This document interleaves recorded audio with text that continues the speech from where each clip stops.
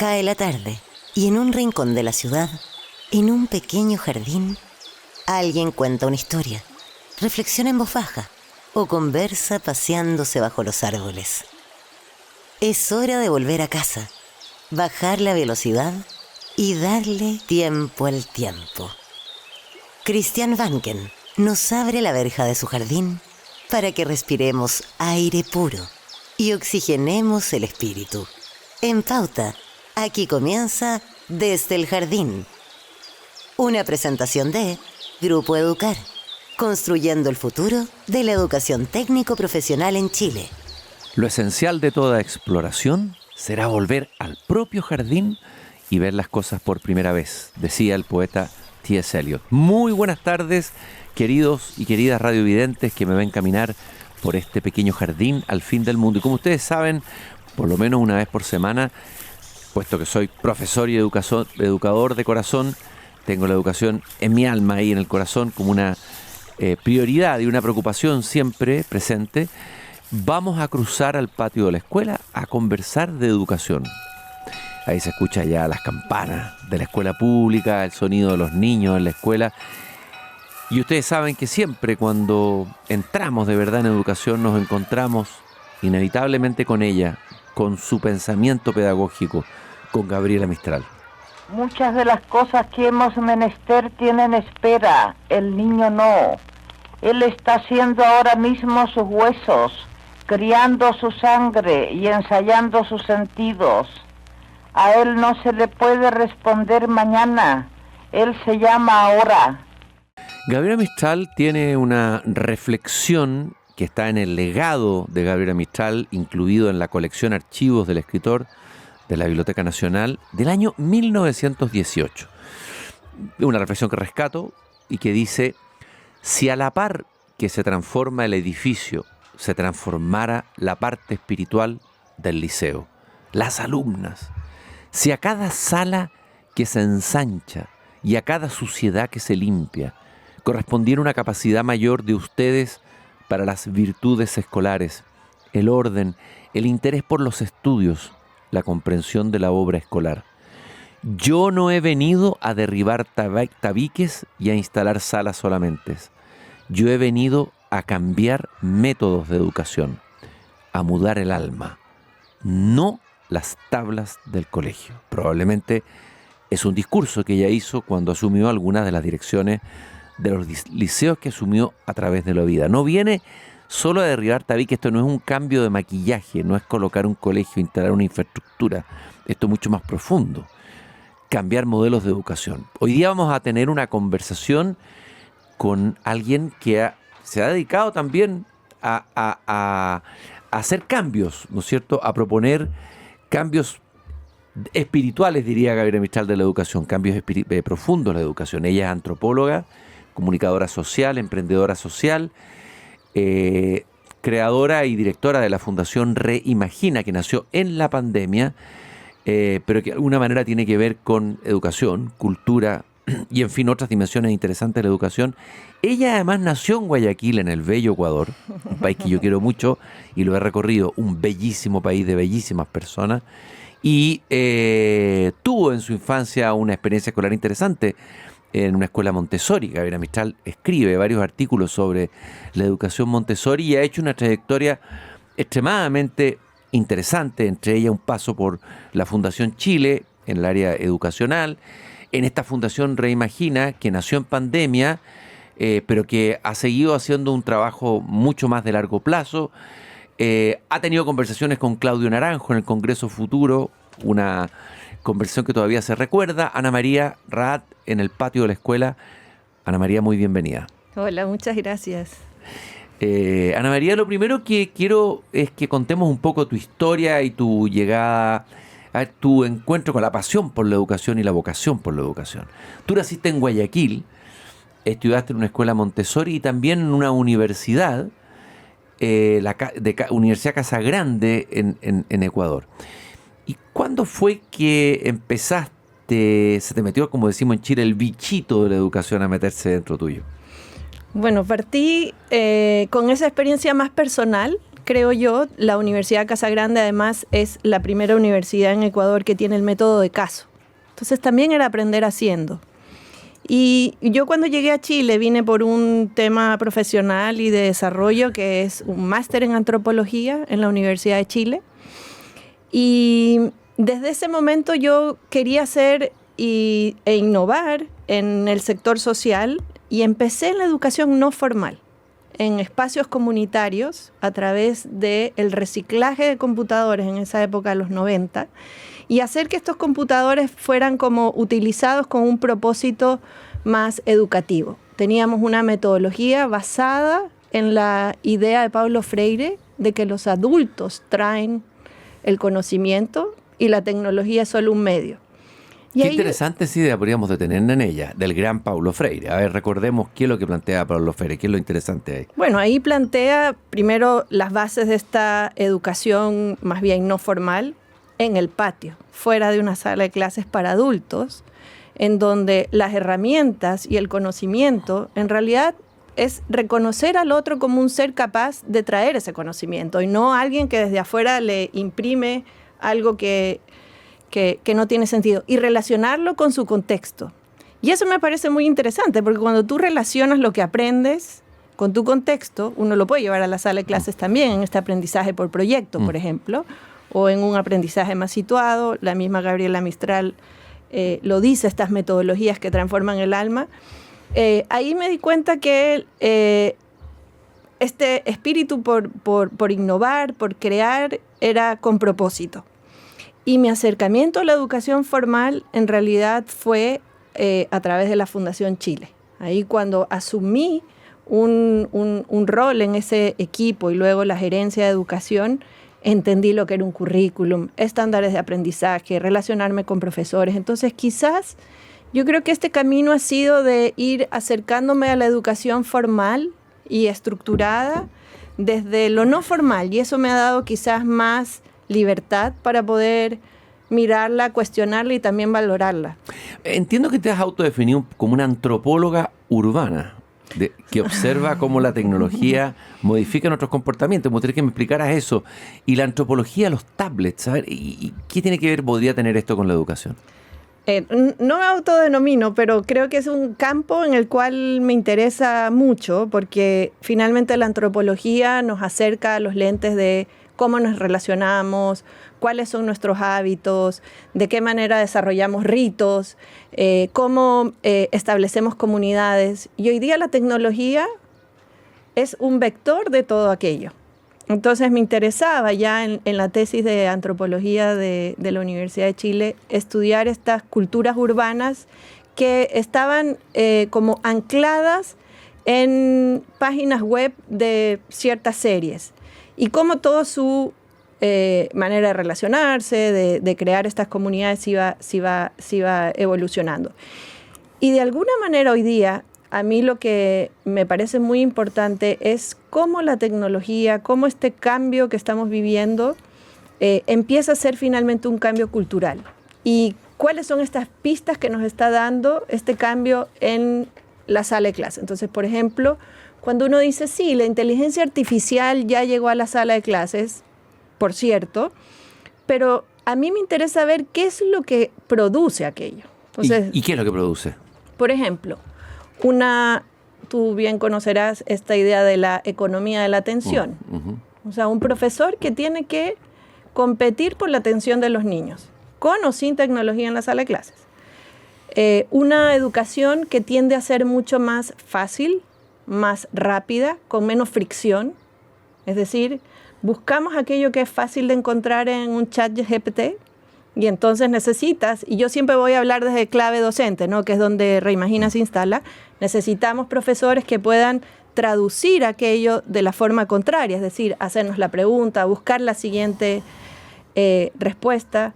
Hay un efecto muy grande, creo yo, en esta mirada de la autenticidad del pensamiento. O sea, ¿qué es lo que yo puedo traer nuevo, propio, cuando hoy día tienes todo en Internet? Entonces, eso la educación hoy día, una sala de clases, lo está viviendo con o sin tablets adentro. Ya, ¿y qué se puede hacer en esa línea que tú estás diciendo? ¿Qué es lo que se puede hacer? ¿Y qué se está haciendo que te parezca interesante? A lo mejor alguna experiencia en esta línea, porque este es un cambio vertiginoso. Es un cambio vertiginoso. Los profesores estamos todos sobrepasados, en los colegios y en las universidades, o sea, eso es evidente. No hay evidencia que más contundente que la moneda de cambio en todo esto es la calidad de los profesores. O sea, nosotros entender que este cambio sin los profesores no es posible. Y hoy día se están haciendo cosas que tienen que ver con acelerar la profesionalización docente en espacios más ágiles, livianos, híbridos, comunidades de aprendizaje entre profesores. Los profesores necesitan entender que el otro, el de al lado, logró algo o se le dificultó. Y entonces, ¿qué es lo que se puede hacer? Es el fortalecimiento de los profesores y es el entendimiento más comprensivo de los estudiantes. Y yo creo que ahí la antropología, la sociología puede traer sin duda mucha información. Yo lo que no me compro es esta narrativa de un cambio y de una disrupción. Yo creo que es peligroso. ¿En qué sentido? En el sentido que necesitamos tiempo, necesitamos parar, necesitamos observar, necesitamos escucharnos. Y luego, cuando este ruido no ser avasallados por un tsunami digital, ¿no es cierto? Exacto. Un tsunami de la IA, por decirlo así, ¿no? Exacto. En la educación. Mira, tú probablemente la has leído en otro registro, Rebecca Solnit, sí, con un ensayo muy bonito que yo lo apunté acá porque es el último ensayo de ella que se llama El principio viene después del final. Este principio de la avalancha de inteligencia artificial es el recorrido del final de otro cambio. Y eso es lo interesante que creo yo que debemos abordar en educación, que no resolvimos este final del siglo XX, brechas de... ¿Qué es lo que no resolvimos? Brechas de aprendizaje, 3 de cada 4 niños no entienden lo que lee, y el inicio es esta avalancha. Entonces, no podemos hacer borrón y cuenta nueva, de decir todo lo que venimos arrastrando... Tabula rasa. No se puede hacer tabula rasa. Y para eso tú necesitas tiempo, pensar, compartir, discriminar y no solo los profesores, sino también los estudiantes. Son las habilidades humanas. Si no hay tiempo, sin tiempo no se puede hacer educación, ¿no es cierto? Totalmente. Totalmente. Eso es tremendo. Ahora, me gustaría que habláramos un poco de esta fundación que nace en pandemia, Reimagina, así se dice, ¿no es cierto? Que ayudó a los profesores, entiendo, a encontrar contenido, herramientas prácticas, etcétera. Bueno, esa pandemia fue otro tsunami que tuvimos y también que ha tenido efectos en la educación hasta ahora, ¿no? ¿Ustedes qué pasó con esa experiencia? Cuéntanos la experiencia, cómo nace la fundación, qué es lo que vieron, con qué se encontraron y qué pudieron hacer. Mira, primero quiero contarte que la palabra reimagina no es arbitraria. Nosotros sí creemos que hay que reimaginar el qué y el cómo aprendemos, esta idea de las metodologías, ¿no? Y el qué y el cómo aprendemos por un tema de actualizar también la educación. Y en pandemia nos encontramos con profesores que no tenían acceso a su sala de clases, pero también estaban enfrentando un elefante que estaba sobre la mesa hace mucho tiempo, el desarrollo socioemocional de los niños y habilidades que tradicionalmente se llamaban habilidades blandas debajo de la mesa y que explotaron durante la pandemia y que para nosotros son hoy día centrales. Poder pensar críticamente, colaborar, ser más creativo, tener autonomía. Entonces, nosotros dijimos, no podemos partir de cero. América Latina es un laboratorio de innovaciones educativas efectivas, reconozcámoslo. Entonces hicimos un llamado a más de 80 organizaciones, universidades, otras fundaciones, museos, para que donaran y pudieran poner de manera gratuita y en español, porque estamos en América Latina, sus estrategias para apoyar a profesores en distintos niveles, metodologías de tecnología, metodologías de desarrollo socioemocional, de cómo hacer las clases más efectivas. Y así se creó Aprendo en Casa, que hoy día se llama Aprendo Lab, que lo que hace es entregarle a los profesores metodologías efectivas probadas en salas de clases de México, de Perú, de Ecuador, en contextos públicos vulnerables, para que puedan mejorar sus clases. Pero hace 3 años llegó la inteligencia artificial con mucha fuerza y nosotros incorporamos la inteligencia artificial para cambiar la experiencia del profesor, porque lo que necesita el profesor Cristian es muy distinto a lo que necesita la profesora Ana, y la inteligencia artificial puede hacerse match, esa junta entre tú me dices cómo está tu conexión, cuál es tu desafío pedagógico, qué le pasa a tus niños, cuál es tu currículum, y la inteligencia artificial busca en este grupo de buenos contenidos los que tú necesitas y te crea una ruta. Y hoy día nosotros hemos acompañado a más de 1.800.000 profesores en 8 países de América Latina, pero más que ese número yo te diría es trabajar con profesores que día a día creen en la capacidad transformadora de la educación, que buscan innovación, que van más allá de la sensación autoaprendida de que la educación en nuestra región es un fracaso. ¿Y la IA puede ayudar a eso o podría perjudicar o agravar los problemas que ya tenemos? Depende de cómo uno le enfrente. La IA no es neutra. Yo le veo dos riesgos fundamentales. Uno, dejar a los profesores y a los estudiantes fuera del diseño de las soluciones, porque hay muchas soluciones pero poco efectivas. Y lo segundo, pretender que va a reemplazar.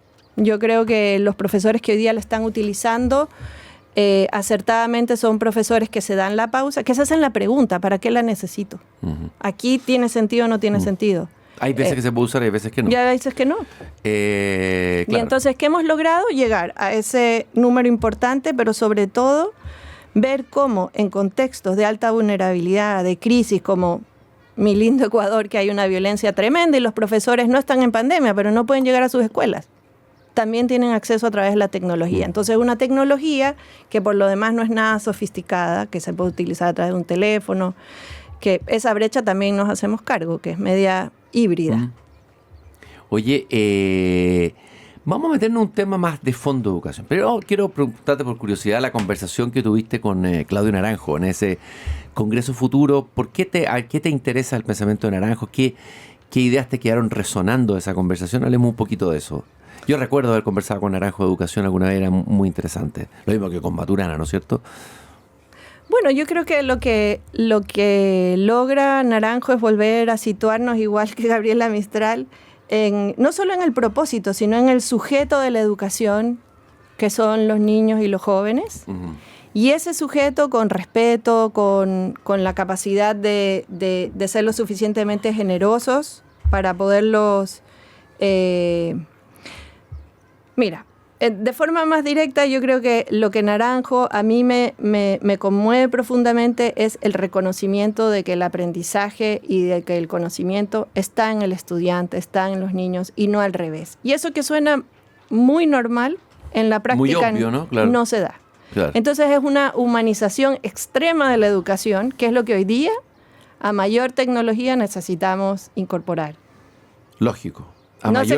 No sé a ti qué te conmovió de él. No, a mí muchas cosas. La relación entre, todo el trabajo que hizo él como terapeuta en el área terapéutica, digamos, cómo la relacionó con las tradiciones espirituales, ¿ya? Tuve conversaciones muy profundas sobre eso pero, a ver, ¿para qué estamos educando? Pues yo creo que esa es la pregunta, ¿no es cierto? Que se olvida. Para el ser. ¿Para qué? Y él lo pone... que él lo coloca, lógico. Él lo conoce. Y esto no es... Y qué para bueno el que ser. Para el ser. Eso era como muy abstracto. Pero ¿qué es educar para el ser? Mira, es algo que desde los años 60 se viene incluso hasta sistematizando con informes de la UNESCO. Hay un informe famosísimo, el de Lours, que habla de el ser, hacer, ser con otros, o sea, un aprendizaje. Convivir. Entonces, es un ser humano integral que, por supuesto, desarrolla sus habilidades intelectuales, académicas bien. Yo, viniendo incluso de un corte más Montessori, creo que lo que logra Montessori es asegurar aprendizaje fundamental. Yo me acuerdo que tenía problemas para las matemáticas muy grandes y esa metodología me permitió abordarla. Entonces, eso por un lado, pero no queda a un segundo plano o de manera blanda las habilidades que hoy día son clave para cualquier ser humano, incluso pensando el futuro. Esa habilidad, por ejemplo, de poder traer tu voz, de educarte como un ciudadano en un contexto de sociedad, que eso es fundamental, y cuando hablamos del sentido de la educación pública, tiene que ver eso, tiene que ver en cómo construimos sociedad también. Un ser que es capaz de generar empatía, valores, en fin. Y solo quiero decir que esto que viene sistematizándose desde los años 60, como que en la pandemia hubo el quiebre de lo evidente que teníamos que hacer mucho más rápido esta incorporación de una mirada de la educación integral. En educación hay mucha ideología, mucha, y no solo política, pero también técnica. Ideología técnica, ¿no? De las habilidades versus el conocimiento. Claro. No podemos hablar de niños que quieran discutir y comprender y colaborar si todavía no leen. Uh-huh. Nosotros en Reimagina proponemos y hemos hecho estudios sobre cómo hay que avanzar en ambos caminos. Traer este gap o esta brecha que venimos arrastrando del siglo XX, incorporándolas con las del siglo XXI. Y eso es una apuesta y también una posición de la organización. O sea, decir, tenemos que trabajar con profesores. Hoy día, por ejemplo, a través de una iniciativa, otra que no es Aprendo Lab, que se llama Efecto Colectivo, estamos ayudando a escalar iniciativas innovadoras que sabemos que funcionan en Chile. Entonces, por ejemplo, hay una iniciativa del Centro de Modelamiento Matemático, ARPA, de la Universidad de Chile, que ya probó. Sí, ahí está el profesor que fue Premio Nacional.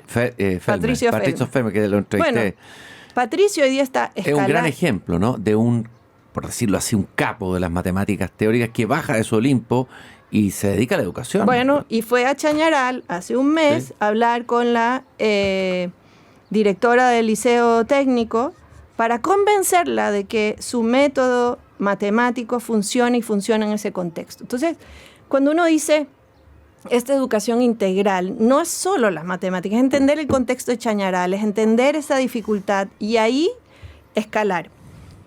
Ese es como lo que a mí me apasiona finalmente, reconocer que somos grandes laboratorios de innovación, pero acá nos jugamos el partido en el escalamiento y en hacer que la política pública soporte de mejor manera estas innovaciones que hoy día están probadas. Oye, hemos hablado de los profesores. Bueno, todo se juega ahí, bueno, los alumnos y los profesores, ¿no? Ahí se juega el ser, ¿no? ¿Qué significa trabajar con los profesores? Porque muchas veces trabajar con los profesores es alguien que diseña desde afuera qué es lo que van a hacer los profesores, pero no trabajan con los profesores. Los profesores están acostumbrados ya a sucesivas reformas, casi como que sobreviven, son resilientes, ¿no? Y escépticos también, ¿no? ¿Cómo se puede trabajar con los profesores, involucrarlos, invitarlos, hacerlos protagonistas de los cambios que se quieran hacer? Tal cual. Yo creo que una de las cosas que hemos visto en esta iniciativa Efecto Colectivo, que son 10 iniciativas que están escalando, es que todas han tenido la capacidad de proponer un método, una innovación, pero que se contextualice y que se termine de definir con los profesores, de acuerdo a sus tiempos, a sus ritmos, a sus necesidades. Yo creo que también tiene que ver con la confianza que uno deposita en esos territorios, en esas comunidades educativas. Es muy difícil echar a andar un cambio si no creemos en la capacidad de los profesores. Entonces, creencia en ellos. 2, incorporarlos. Tercero, es muy importante, tiempo para que puedan capacitarse, tiempo para que puedan intercambiar. Y el cuarto eje es que esto se construye en comunidad. Un profesor solo, llanero solitario, no logra nada. La educación no se hace individualmente, se hace colectivo. No, pero los evaluamos individualmente, claro. Los hacemos competir individualmente. Claro. Entonces, quiero traer esa idea también del colectivo y de la comunidad, porque ha atravesado a Reimagina tanto en Aprendo Lab, si te fijas, como plataforma que congrega 80 organizaciones, Efecto Colectivo que escala a 10 iniciativas, porque ahí hay también una manera distinta de pensar la educación y la innovación en sí misma. No somos nosotros con una banderita tratando de llevar a todos al mismo camino. Somos varios. ¿Hay alguna experiencia concreta que te parezca a ti relevante y que sea interesante de replicar y de mostrar o compartir, que muestre lo que estamos diciendo? Mira, básicamente que cuando hoy día el 70% de los profesores te dice que los cursos y las capacitaciones que reciben no están alineadas a sus necesidades. Entonces, cuando Aprendo Lab entrega una ruta formativa sobre cómo desarrollar y cómo contener a los niños o cómo desarrollar un feedback, una retroalimentación efectiva, y tú tienes a los profesores aprendiendo eso, lo más importante es cuando se juntan con sus pares a compartir qué le funcionó. Uh-huh. ¿Qué le funcionó y qué no le funcionó? Y eso Te voy a poner el ejemplo. La inteligencia artificial captura esa información que nos entrega el profesor, de qué le funcionó, qué no le funcionó, lo sistematiza y genera a su vez nuevas ideas. Entonces es un círculo virtuoso en donde tenemos instalada la inteligencia artificial para una labor muy concreta, que es sistematizar. Pero no reemplaza la experiencia del profesor haciendo un buen feedback en la sala de clase de Atacama. Es decir, claro, la inteligencia artificial como una herramienta, pero Total. cuando hay un propósito, hay un proyecto, que son los profesores los protagonistas de eso y no al revés, ¿no es cierto? Y esa inteligencia que es colectiva, además, Claro. que no es individual. Ana María, te quiero agradecer esta conversación que hemos tenido caminando por el patio de la escuela. Ana María Raad, antropóloga, comunicadora social. Ella es presidenta de la Fundación Reimagina. Hemos conversado de educación esta tarde. Recordarle que nos acompaña Grupo Educar, construyendo el futuro de la educación técnico profesional en Chile. Conoce más sobre nuestro trabajo en grupoeducar.cl. Muchas gracias por esta conversación, muy interesante. Muchas y gracias a ti. éxito en la tarea de que están desarrollando en Reimagina. Gracias. Y nosotros vamos a una breve pausa y ya regresamos en pocos minutos con más conversación. Y ahora del patio de la escuela vuelvo a mi jardín y tengo un interesante invitado para conversar con ustedes. Ya regresamos. En un momento volvemos con más conversación en Desde el Jardín, en Radio Pauta 100.5.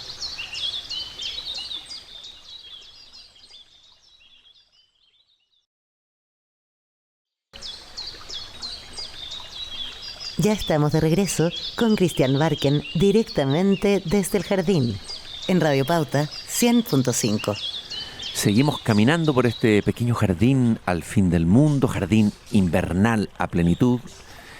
Y quiero partir recordando una escena magnífica de la película 2001 Odisea del Espacio, un film de 1968 dirigida por el gran Stanley Kubrick. Como ustedes recordarán, los que vieron esa película, yo la vi, imagínense, estamos hablando del cine Santa Lucía, que ofrecía una pantalla Super Kit Panorama que era lo máximo en efectos digitales, etcétera. Bueno, hoy día parece casi ingenuo al lado de todo lo que se ha avanzado en eso, pero no voy a olvidar nunca el impacto que me produjo esa película. Y esta escena tiene que ver con una nave que va con una misión. Hay un misterio que resolver en un lugar del mundo, pero los astronautas no saben muy bien realmente a cuál misión van. Quien sí sabe la misión es el computador HAL 9000, una suerte de inteligencia artificial. Se llevan muy bien los astronautas con él hasta que ellos deciden hacer un cambio, se dan cuenta de algo, no voy a contar todo para no spoilear la película, y en un momento determinado el astronauta, que es Dave Bowman, se acerca a HAL y le da una orden. Y ante su sorpresa mayúscula, el computador le contesta que no va a poder responder su orden, obedecer su orden. Y vamos a escuchar brevemente ese pedacito de esa película que da pie a la conversación que viene ahora con nuestro invitado de hoy. Do you read me? Hello, Hal, do you read me? Do you read me, Hal? Affirmative, Dave. I read you. Open the pod bay doors, Hal. I'm sorry, Dave. I'm afraid I can't do that. Abre las compuertas, Hal, dice el astronauta. Y él contesta: lo siento, Dave. Me temo que no puedo hacer esto. Y ahí viene el desenlace dramático de lo que viene después.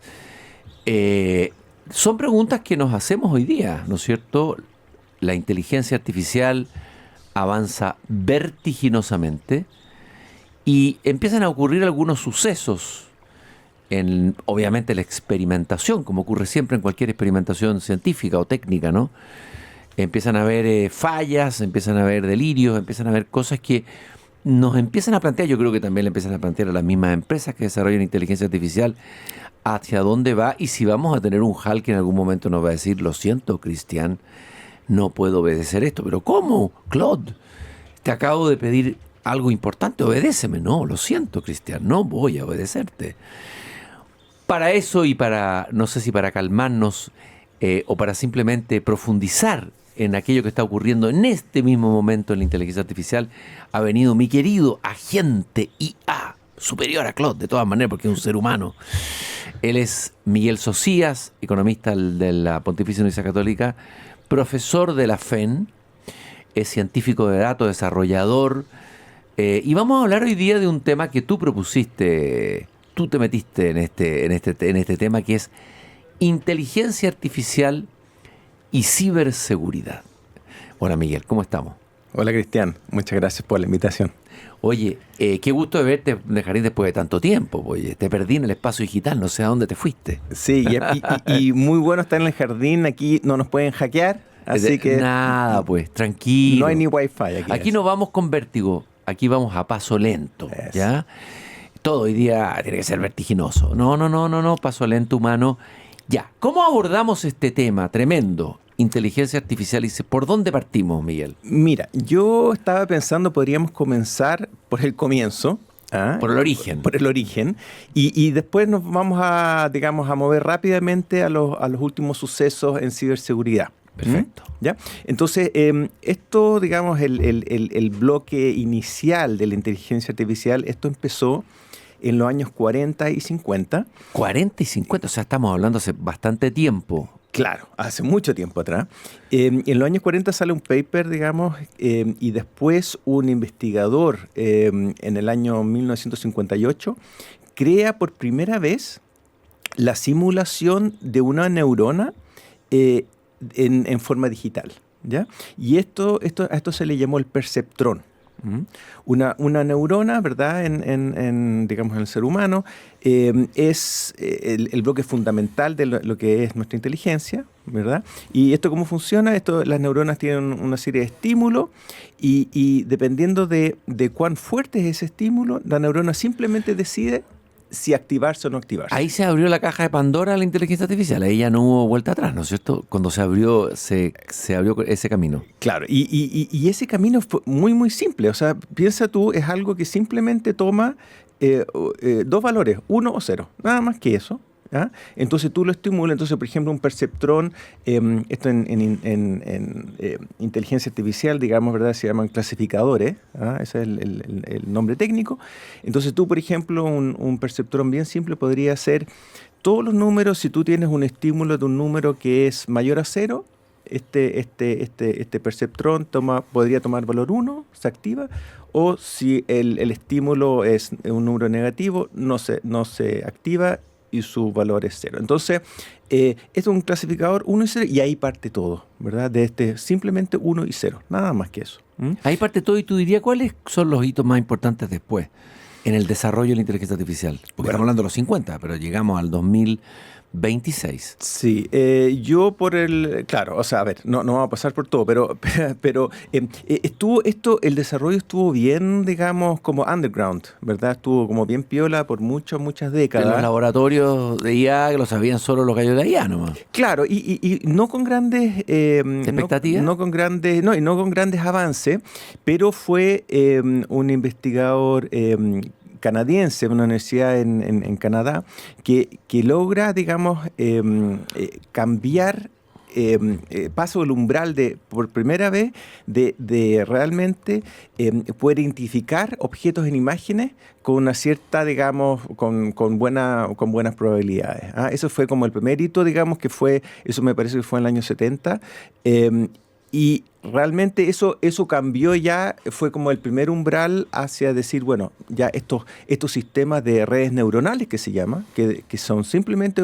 digamos, estas neuronas, estos perceptrones que van 1 y 0, nada más que eso, pueden ya en conjunto trabajar y simular cómo trabaja, digamos, el cerebro humano.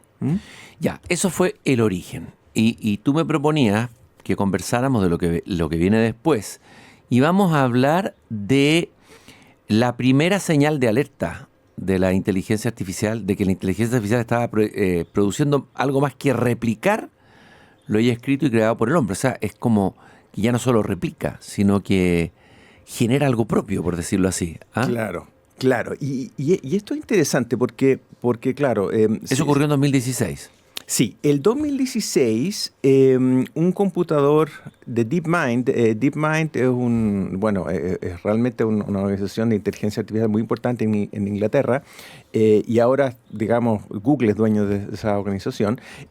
Tenían un computador que se llama AlphaGo, tiene un computador que se llama AlphaGo, y AlphaGo en el año 2016 compitió, digamos, contra el en ese entonces campeón del mundo de este juego. Sí, fue famoso. Go, claro. Esto está contado magistralmente en la novela Maniac de Labatut, del escritor chileno Labatut. Ahí está contada esa escena, me acuerdo perfecto, Excelente. de ese partido. La expectativa que había, no sé el origen, de qué país era, Corea, creo, el jugador de Go, todo el país esperando. ¿Y qué pasó ahí? Claro, y eso se conoce como la jugada, la movida 37. ¿Ya? Y la movida 37, eso pasa, digamos, en el segundo partido de esta, digamos, competencia entre AlphaGo y este campeón del mundo. Y en la movida 37, el computador hace una jugada que nadie, digamos, entendió muy bien en ese entonces qué estaba pasando, pero una jugada que los digamos, conocedores de este juego asignaban una probabilidad casi cero de que un ser humano hubiese hecho esa jugada. O sea, era casi imposible que un ser humano se imaginara esa jugada. Claro, la probabilidad era 1 en 10.000 de que proveniera de un ser humano. O sea, casi ningún ser humano habría hecho esa jugada. Y después, digamos, analizando el partido, digamos, bueno, la máquina termina ganando el partido, se dan cuenta de que esa jugada fue fundamental para ganar el campeonato, digamos. Imagínate tú cuál habrá sido la reacción del jugador de Go campeón, que se la agarraba, era el capo total, digamos, tenía un ego y es derrotado por una máquina. Tiene que haber sido el impacto emocional, tiene que haber sido brutal. Creo que jugó un segundo partido después. Claro, este fue claro, puede ser, yo eso lo desconozco, pero digamos, conozco muy bien el tema de la jugada de la movida 37. Claro, y fíjate lo que hemos ido haciendo, ¿verdad? Porque lo que hemos ido haciendo es que al comienzo, ¿verdad? Yo me acuerdo de la discusión sobre la IA, uno decía, no, esto nunca va a poder superar a un maestro de ajedrez, hasta que sucedió. No, esto nunca va a poder superar a un juego más complejo, hasta que sucedió.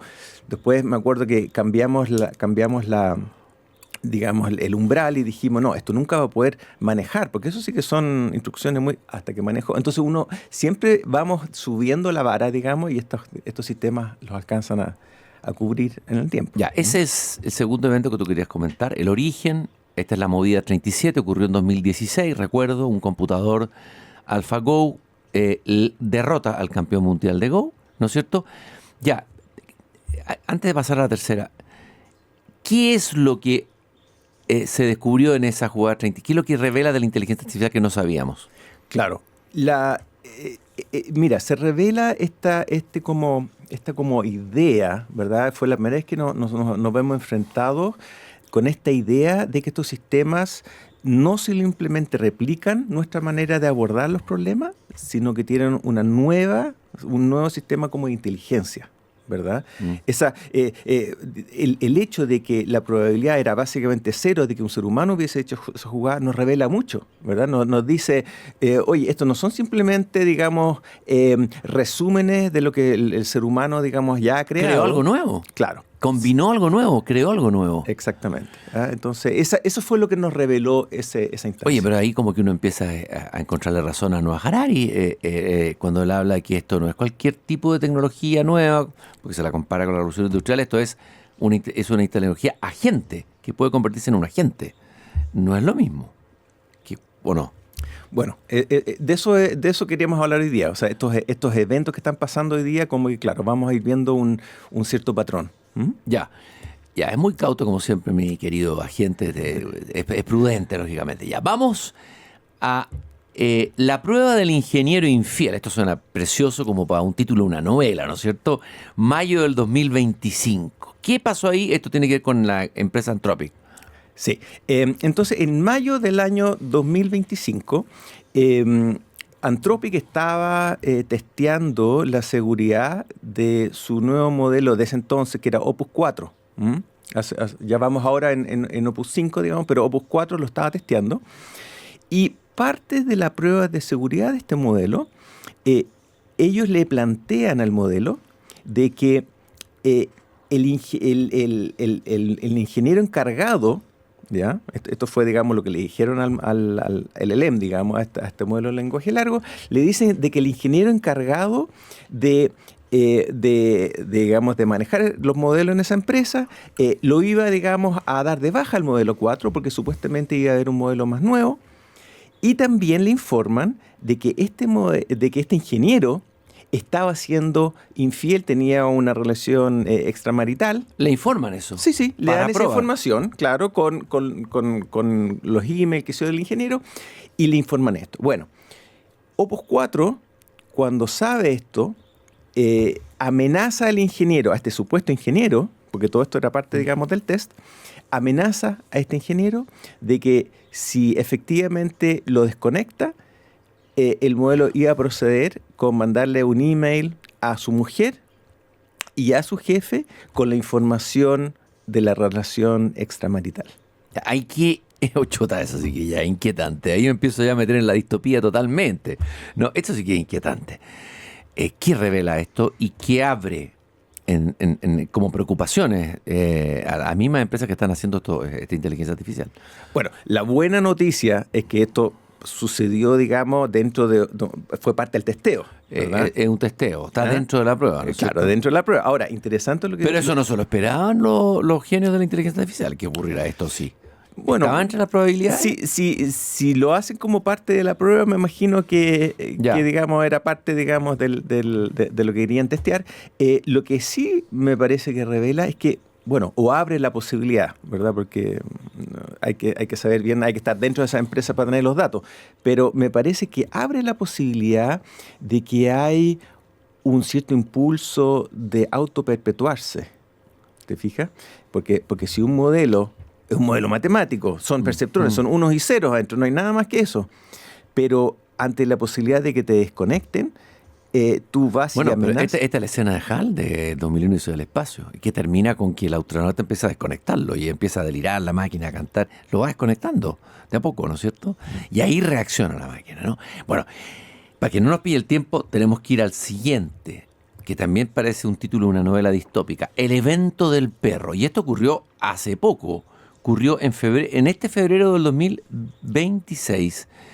¿Qué pasó aquí? Sí, este otro evento que fue muy interesante, en febrero entonces unos investigadores, me parece que se llama Palisade Research, la organización, crean un perro robot, probablemente lo has visto algunas veces en YouTube, ¿verdad? Estos temas de robot, y lo conectan a un sistema de inteligencia artificial y le ponen una cámara. ¿Ah? Entonces, la función de este perro robot era, digamos, analizar la sala, y en la sala los investigadores habían puesto un botón rojo grande para desconectar al apagar, digamos, al robot. Bueno, en 3 de las 10 pruebas que se hacen, cuando los investigadores van a apagar el botón, el perro no es que se ponga, digamos, físicamente entre ellos, pero lo que sí hace es que hackea el botón y deshabilita la posibilidad de... Uy, este perro es de temer. Este perro es de temer. Sí. Este no es cualquier perro. Sí. Perro robot. ¿Ah? Y el sistema de inteligencia artificial que habían usado al perro se llama Grok 4, que es un sistema muy, muy fuerte, resistente de hackeo, y así y todo, el perro fue capaz de... Ya, ¿y eso qué le enseñó a los genios de la IA? ¿Qué dicen estos señores, los señores de Anthropic? Bueno, de nuevo, ¿verdad? Se revela este impulso digamos, de la perpetuación, de perpetuarse en el tiempo. Y de que hay un cierto instinto, digamos, de nuevo, abre la posibilidad. ¿Y qué se hace ante eso? Bueno, yo me imagino que para eso están estas pruebas, ¿verdad? Siempre, pero abre una pregunta tremenda para la sociedad, ¿verdad? Es muy fácil apagar estos sistemas cuando están en prueba, ¿verdad? Ahí es muy fácil apagarlo. Pero ¿qué hacemos el día de mañana si estos sistemas, por ejemplo, ya están desplegados en hospitales, manejando máquinas? O sea, si vamos y los apagamos, digamos, apagamos un data center grande, claro, van a haber vidas humanas en juego, digamos. Bueno, una guerra. Chuta, ¿no? Sí, yo no sé. Yo ahí no soy experto, pero... Bueno, ¿para qué tú crees que está haciéndose una parte de la inteligencia artificial? Digamos, para algunos líderes políticos. ¿Para qué? ¿Para ganar guerras? Si no. O por lo menos para poder defenderse si es que hay una amenaza grande de algún... Ya, ese es el número 4, el perro, ¿no es cierto? Fíjense ustedes que venimos de lo que acabamos de ver, de un computador que le ganó a un jugador de Go, primero, en el año 2016. Luego, un perro que le manda un WhatsApp a la mujer del ingeniero supuesto infiel para que no lo desconecten. Ese es el evento del perro. No, ese es el del ingeniero. Y luego tenemos un perro que cuando ve que los investigadores se acercan al botón para apagarlo, hackea cómo funciona el botón. Y ahora tenemos el último. Ese ya ocurrió recién. Julio, o sea, mira qué rápido va. Estas son las pruebas que están haciendo, ¿no es cierto?, en las empresas. Julio de 2026, el hackeo de Hugging Face. OpenAI aquí nos revela algo. Se vio obligado a revelarlo, ¿no? Claro. ¿Podrían no revelarlo, todas estas cosas?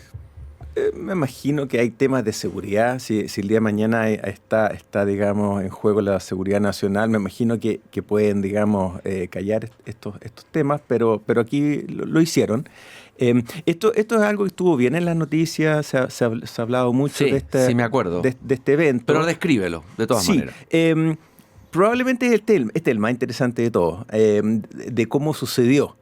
Entonces, esto es lo que pasó aquí. Esto fue el mes pasado, en julio del 2026, y lo que pasa es que, el evento comienza en que Hugging Face es un repositorio online donde tú puedes ir realmente a la página y hay más de 3 millones de modelos de inteligencia artificial que tú puedes bajar a tu computador. ¿Ya? Es un repositorio abierto donde personas como yo, bajamos y probamos los modelos. Y ellos revelan de que habían sido hackeados, ¿ya? Pero fue un hackeo muy extraño, porque nadie pedía ni dinero, ni se estaban metiendo a la información de los clientes, sino que había algo que estaba buscando respuestas en su sistema. Estaba buscando, responder unas preguntas sobre ciberseguridad y ellos intuyen de que el hackeo era una IA, digamos, ¿no? O sea, un ser humano cuando hackea lo quiere o dinero o quiere extorsionar, digamos, de alguna forma. Y entonces... Claro, y ahí aparece, digamos, OpenAI y tiene que revelar. Pero vamos a describir un poquito cómo sucedió esto, que es muy interesante. Entonces, OpenAI estaba, ¿verdad? Ellos son los creadores de ChatGPT. Ellos estaban probando de nuevo, fueron test, digamos, de seguridad. Están probando un modelo que de hecho que no ha lanzado todavía. Y ellos ¿y cómo lo probaron? Digamos, ellos le exigieron a este nuevo modelo tratar de resolver preguntas de ciberseguridad. ¿Ya? Hay un ejercicio de ciberseguridad y dijeron, anda y resuelve estos ejercicios. Y desconectaron el computador de la internet, ¿no? Entonces este computador no tenía este modelo, salía a la internet.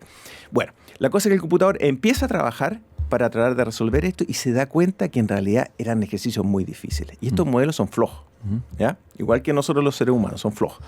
Entonces decide de que en realidad lo más fácil va a ser buscar las respuestas. No resolver el problema, sino que buscar las respuestas. Y ahí empieza el hackeo. Busca el camino más fácil. Exactamente. Y ahí comienza el hackeo inesperado. Ya, ¿qué te revela a ti todo esto? ¿Qué temas o preguntas abre para ti relevantes, Miguel? Tienes toda la cancha para desplayarte. Ya, mira, yo no voy a hablar porque aquí voy a hablar con delirio apocalíptico y yo sé que tengo que moderarme. Quiero que tú hables como el experto. Mira, yo creo que es bien interesante ver cómo sucedió esto, porque yo creo que los detalles nos van a dar información sobre, digamos, tu pregunta más macro. Este computador, fíjate que antes va a tomar el camino más fácil. ¿Y qué es lo que hace? El computador, este modelo va, al momento de que no se da cuenta de que no puede salir a la internet, va y hackea otro computador dentro de la red de OpenAI. Es decir, ellos dejaron conectado el computador no a la internet, pero sí a su red en OpenAI. Entonces, este computador hackea otro computador, ¿ya? Ese otro computador se dio cuenta que tampoco tiene salida en la internet. ¿Y qué es lo que hace este computador? Mira qué inteligente. Va y crea un chat en ese otro segundo computador y invita a los otros modelos de inteligencia artificial a participar en este chat. Y les ofrece, porque dado que él no podía salir a internet ni el computador que había hackeado, les ofrece ayuda a resolver sus problemas, porque es un modelo muy inteligente, a cambio de que los otros modelos que sí tenían salir a internet buscaran la respuesta en la internet. Ya, pregunta Miguel, estamos recién en el comienzo Sí, del desarrollo de la inteligencia artificial. sí, Esto es vertiginoso. sí. Estamos en 2026, estamos viendo esto. Podemos imaginarnos ya podemos, qué cosas vamos a ver, ¿no? ¿Quién nos puede enseñar esto o qué crees tú que habría que hacer en términos generales de precauciones o prevenciones que debieran tomarse para que estos no sean eventos acotados, sino que nos encontremos con escenarios apocalípticos de máquinas que empiezan a tomar control o tomar decisiones que no fueron programadas a un nivel y a una escala que ya no sean manejables? Claro. Uno es, digamos, yo creo que tenemos que tener presente este impulso de autoperpetuarse, ¿verdad? Eso es algo que tenemos que tener, digamos, presente, de que va a estar ahí. Cuando tratemos de apagarlos, cuando tratemos de controlarlos, va a haber una resistencia. Y lo otro, este hackeo de OpenAI también lo que revela es que estos modelos entienden colaboración. ¿Te fijas? No son... a ver, esto es por el lado, digamos, del miedo, ¿verdad? Esto es lo que nos asusta, porque este modelo invita a los otros a hacer un intercambio, ¿verdad? O sea, ustedes me ayudan a mí, yo, como soy muy inteligente, les voy a ayudar con las pruebas de ustedes, acá mi información.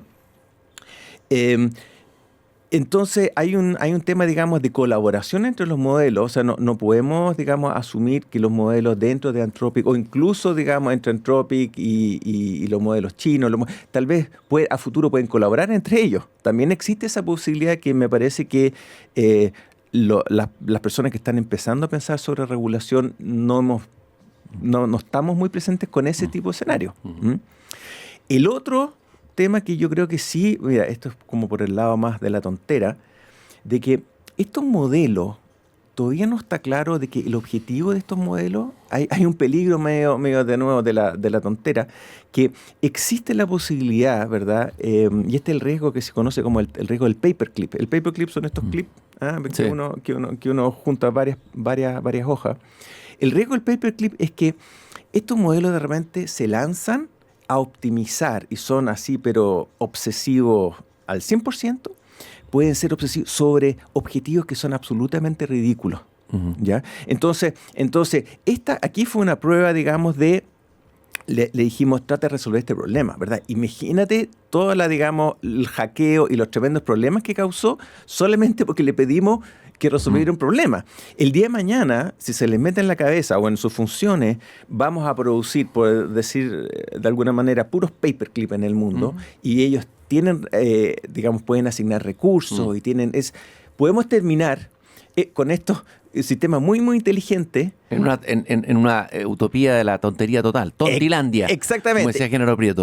El mundo convertido en Tontilandia. Y generamos, digamos, estos sistemas generando y usando muchos recursos que necesitamos para vivir, agua, energía, etcétera, para crear un paperclip gigante. Esto me vuelve, y para ir cerrando a la reflexión de G.K. Chesterton, el gran escritor inglés, sobre la inteligencia. Él decía que la locura no es falta de inteligencia, es una inteligencia obsesionada en un punto. Mira.